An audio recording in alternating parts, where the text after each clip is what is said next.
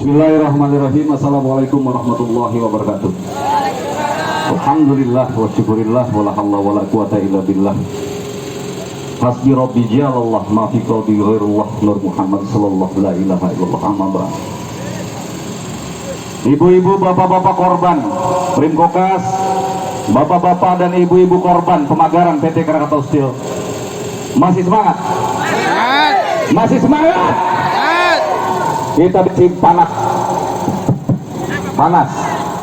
Perjuangan itu tidak ada yang mudah.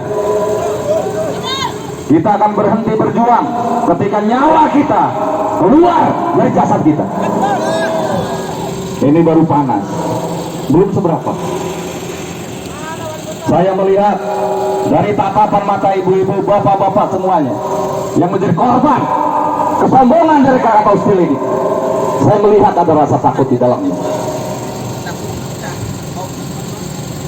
Saya melihat pandangan mata bapak-bapak dan ibu-ibu membutuhkan harapan dan dukungan dari pemimpin. Saya melihat itu. Saya katakan, perjuangan yang sesungguhnya hanya mengandalkan kaki dan tangan kita sendiri. Kita posisi menuntut hak kita sebagai rakyat untuk dibela oleh pemimpin kita, Pak Heldy Agustian. Beliau orang baik. Beliau memiliki keturunan yang baik. Mereka, Pak Heldy Agustian ini mengaku dirinya sebagai keturunan Kiai Haji, siapa namanya Cak? Lupa saya. Kiai Haji Arsad Powil, pejuang geger Cilegon yang dibuang kemana lo? Dibuang itu kenapa? Karena ikut memberontak, berjuang bersama rakyat, membela rakyat demi kemerdekaan, siap berkalang tanah mati, siap dibuang. Oleh karenanya, bapak-bapak, ibu-ibu, sebelum saya melanjutkan, kita hadiahkan Al-Fatihah dulu untuk para pejuang geger Cilegon, wabil khusus Kiai Haji Arsad Powil. Al-Fatihah.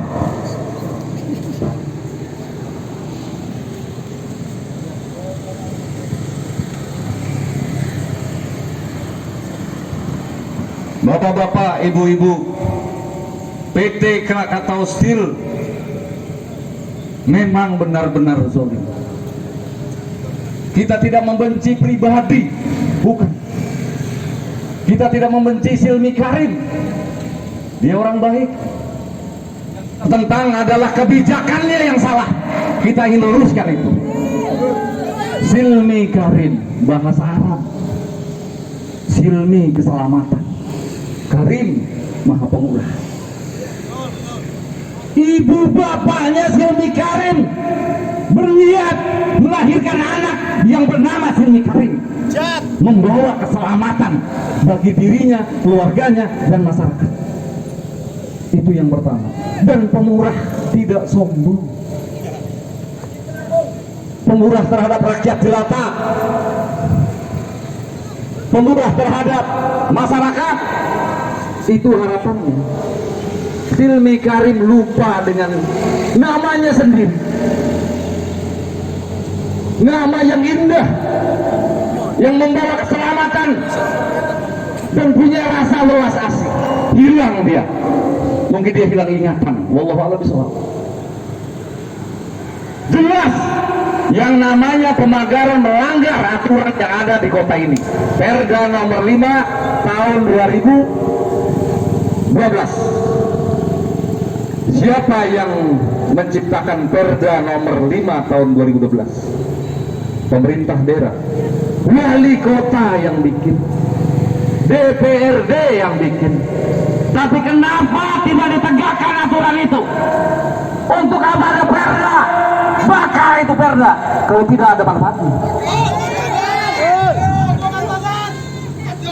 Saya rada emosi kemarin didatangi oleh perwakilan kita dari PPMC. Ada Cak Mul, Kang Juli, dan pagar itu dibangun.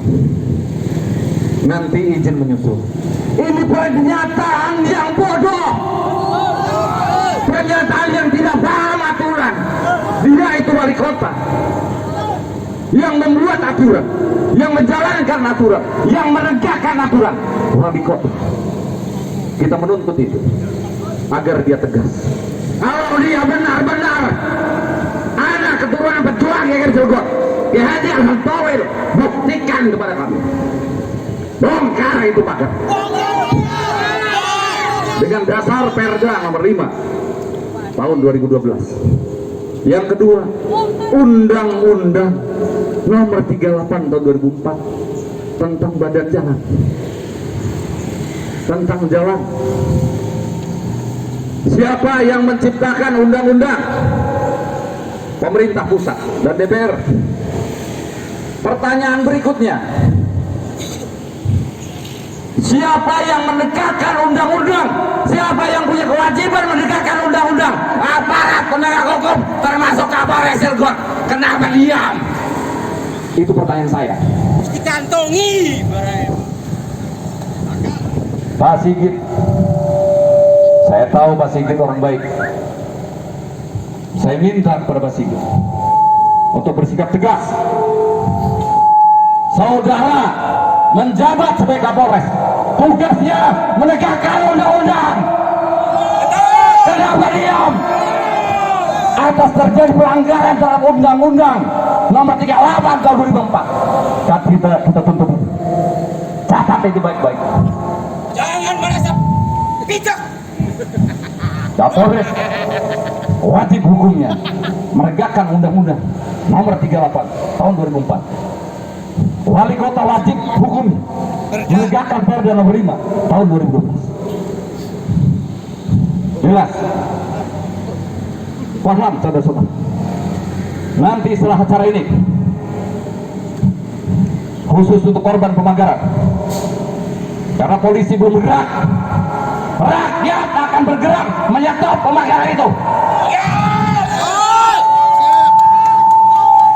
Rakyat yang bergerak.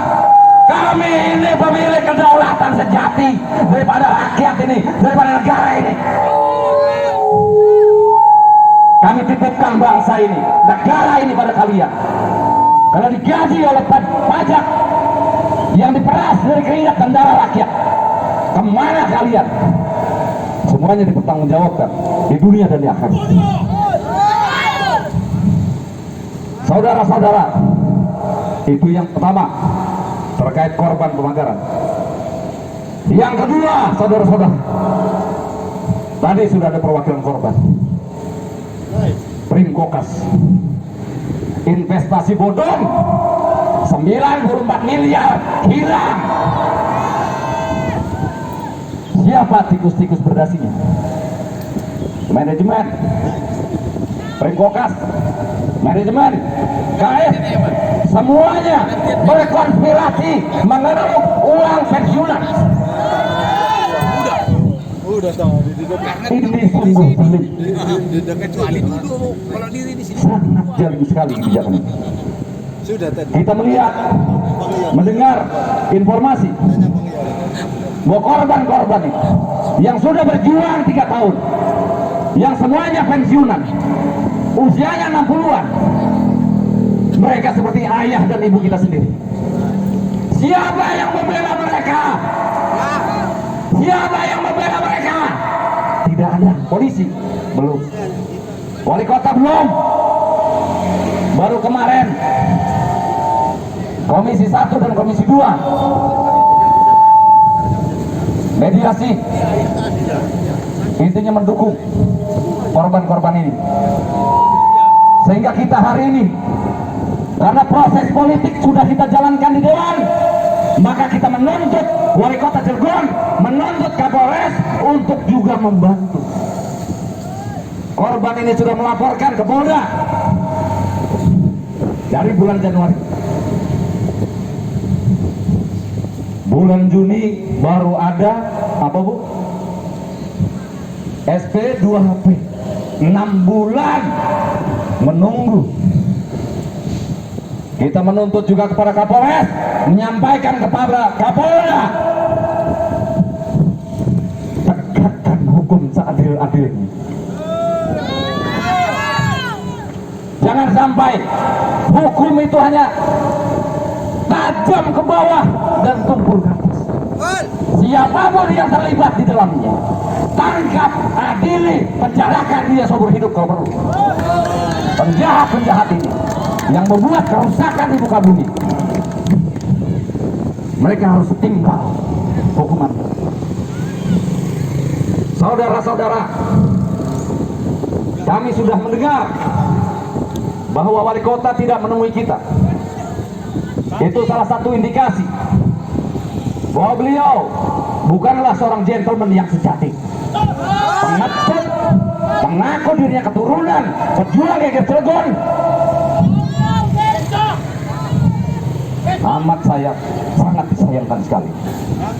Tapi tidak jadi masalah, saudara-saudara.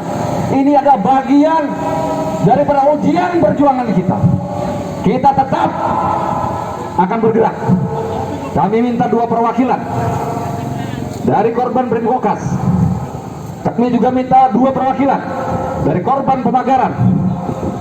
Perwakilan dari PPMC 3 orang, jumlahnya 7 orang. Nanti kita masuk ke dalam, bertemu dengan perwakilan mereka.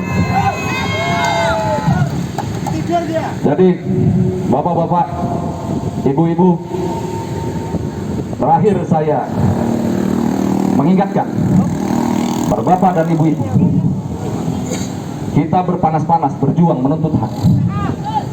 Saya meyakini perjuangan kita tidak sia-sia, Pak.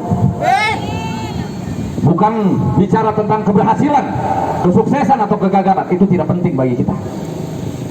Allah melihat ikhtiar yang kita lakukan, perjuangan yang kita lakukan, darah yang kita tumpahkan, keringat yang kita cucurkan. Allah melihat itu.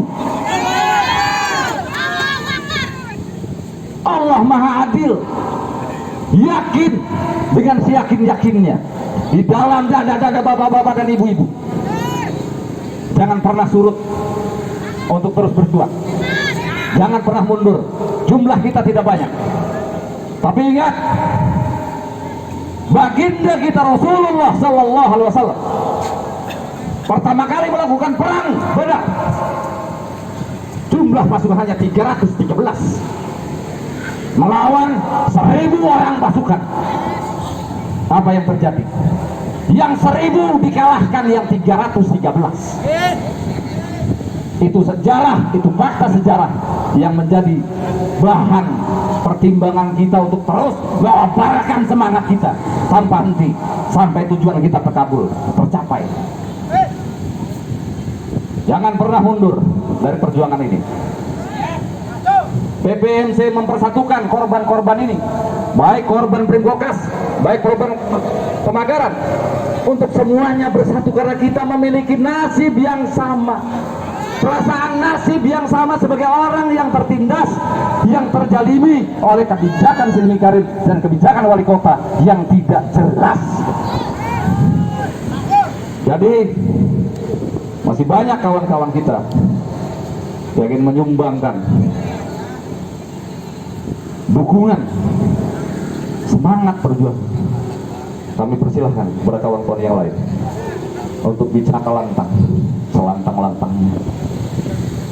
Walaupun langit runtuh, kita akan tegakkan kebenaran dan keadilan itu di muka bumi yang Allah Subhanahu wa Ta'ala. Terima kasih. Wassalamualaikum warahmatullahi wabarakatuh.